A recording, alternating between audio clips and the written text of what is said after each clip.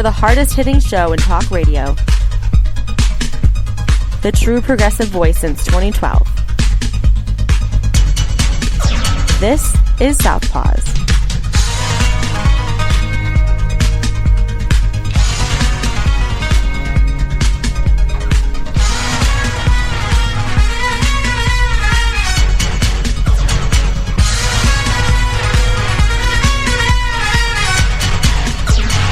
And welcome to Southpaws on the Pacifica Radio Network. We are the leaders of the revolution. My name is Darren Gibson, and I'm your host today. Jack Prince is still in Eastern Europe. I do expect him back next week for the show.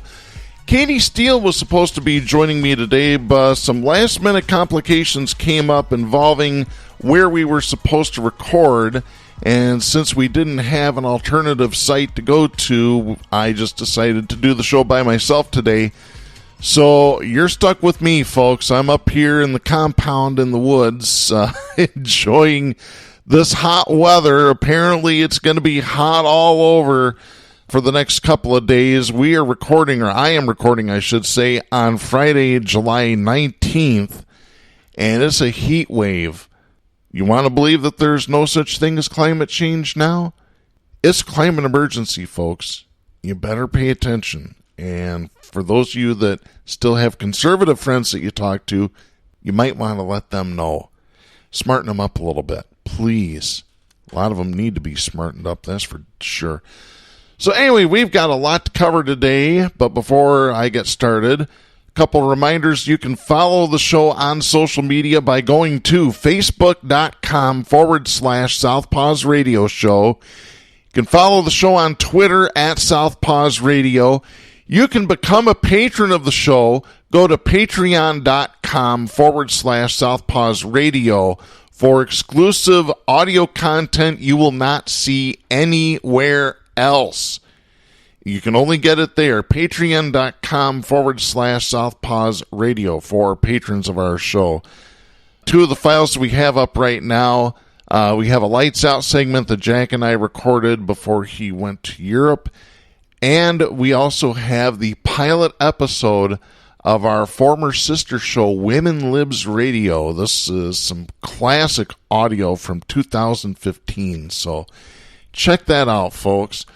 You can always listen to the show anytime you want at Spreaker.com. Do a search for Southpaws there.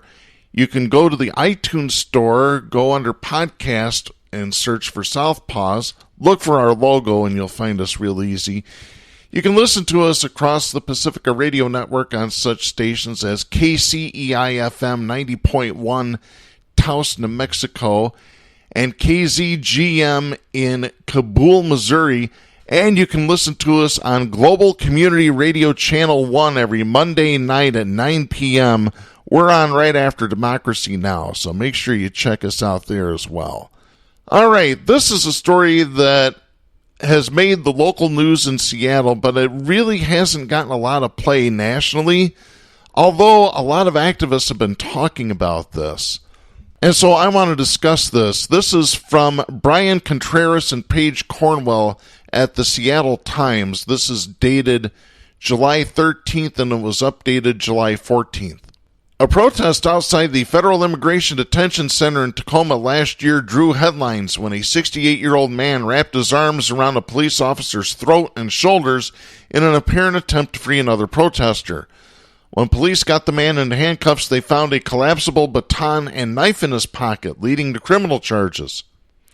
Early Saturday morning, that man, Willem Vance Bronson of Vashon Island, returned to the Northwest Detention Center, the holding facility for the U.S. Immigration and Customs Enforcement, this time armed with a rifle and incendiary devices, according to Tacoma police.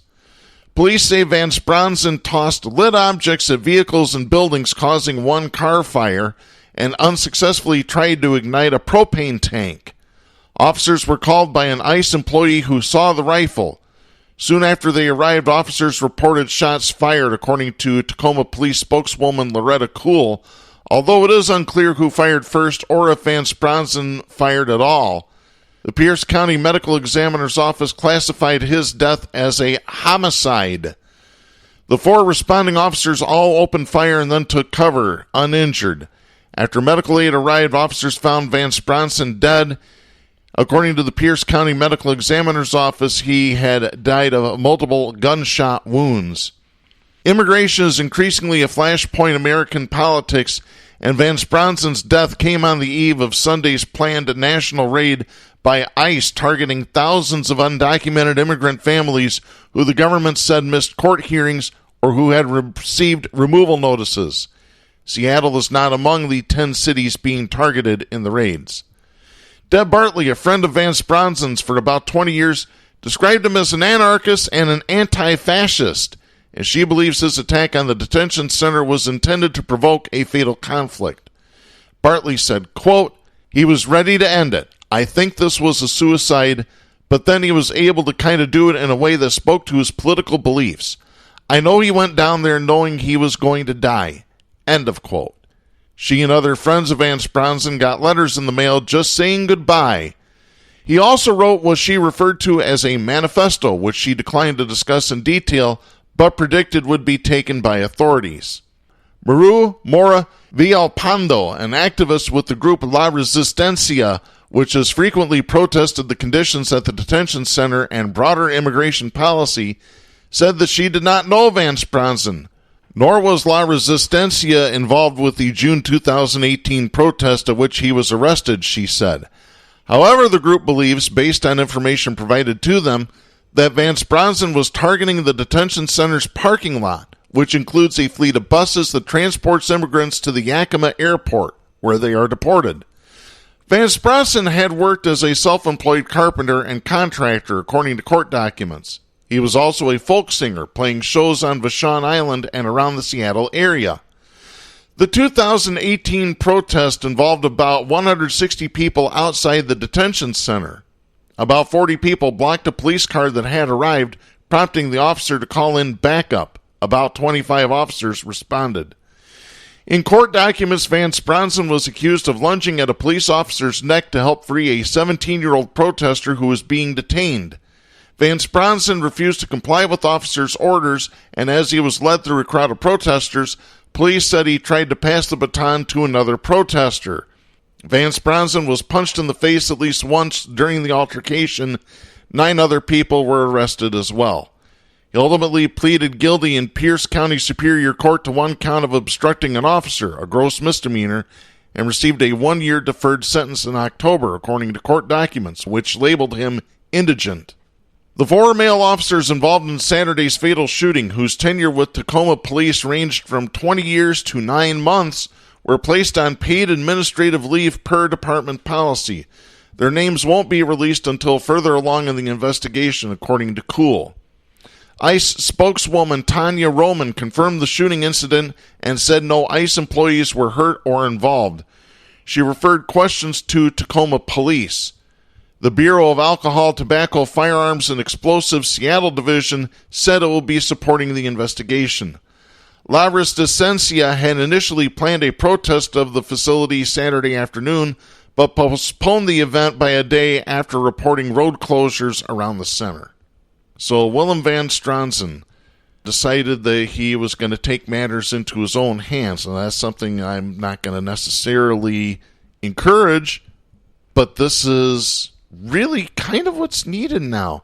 This is the ultimate in actual involvement, in action. Not just going to vote, not just complaining on social media. It's going out there, it's protesting, it's taking care of things. And speaking of protest, I've got this story. This is by Adriana Rodriguez for USA Today. This story was from July 18th. A massive group of motorcyclists that swarmed San Juan, Puerto Rico became the latest to add their thundering voices to calls for the resignation of Governor Ricardo Rossello. The creative expression of protest comes after nearly 900 pages of private chats between the 40-year-old governor and members of his administration were leaked, revealing the men mocking women, disabled people, and victims of Hurricane Maria. The scandal, informally known as Chatgate, erupted a day after Rossello's former Secretary of Education and 5 other people were arrested on charges of steering federal money to unqualified, politically connected contractors. The bikers that banded together late Wednesday night, numbering in the thousands by some estimates, revved up in Canteras around 5 p.m. and wove through residential neighborhoods before arriving on the narrow cobblestone streets of Old San Juan about 7 hours later. The biker protest was part of a larger event in the island's capital where thousands of people marched to the governor's residence carrying Puerto Rican flags and chanting demands for his resignation. The crowd ranged from teenagers to retirees, with some waving the island's flag printed in black and gray rather than red, white, and blue, to symbolize their discontent with a government they say is rife with corruption and scrimping on necessary public services. Police erected concrete barricades and shop owners covered store windows with metal sheeting or plywood as if a hurricane were coming. Yeah, the hurricane's coming. It's called a large group of pissed off people. Continuing the story, the multicolored umbrellas that form a photogenic awning over the street in front of the governor's mansion were taken down. The turnout fell far short of the 100,000 the some Rossello opponents had hoped for in internet posts. Many older protesters went home before nightfall as chanting young people filled Old San Juan's Totem Plaza and the first few blocks leading up to the 16th century fortress where the governor resides. Late Monday, Rossello released a statement saying he respected the protest and was taking their message into account. Quote, "Unfortunately, despite responsible calls for peaceful demonstrations by many participants, a few others decided to damage public property and assault public officials who try to preserve order and defend the security and rights of all." End of quote.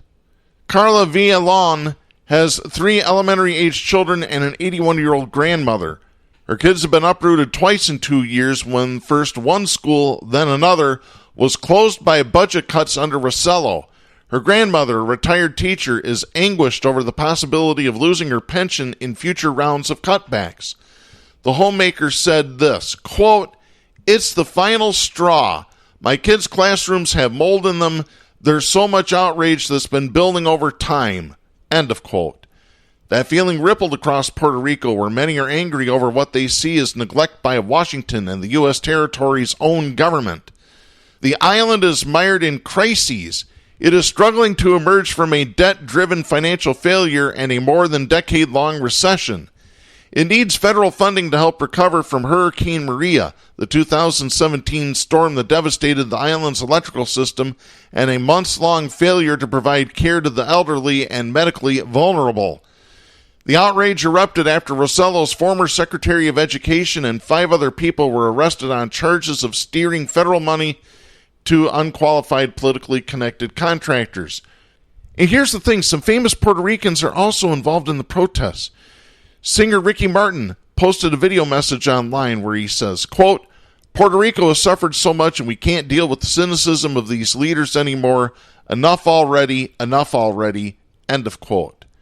Actor Lin-Manuel Miranda, the guy that started the Hamilton play that's been popular on Broadway, led about 200 mostly ethnic Puerto Ricans at a rally in New York's Union Square on Wednesday. The group waved Puerto Rican flags amid drum beats, chanting in Spanish, "Long live free Puerto Rico." Miranda added this, quote, "Puerto Ricans are so numb to politics in America and we get lies from the Trump administration." End of quote. But the alleged corruption surrounding the governor of the U.S. territory is, according to Miranda, quote, "the last straw and Puerto Ricans are standing up against it." End of quote. And yeah, they should. Let me just remind people, and everybody wants to say, and conservatives especially, well, they're Puerto Ricans, they're not American citizens. Actually, yes, they are. They are U.S. taxpayers that pay federal taxes to the Internal Revenue Service. They are U.S. citizens. Puerto Rico is a U.S. territory. That is U.S. soil. Why is it being neglected?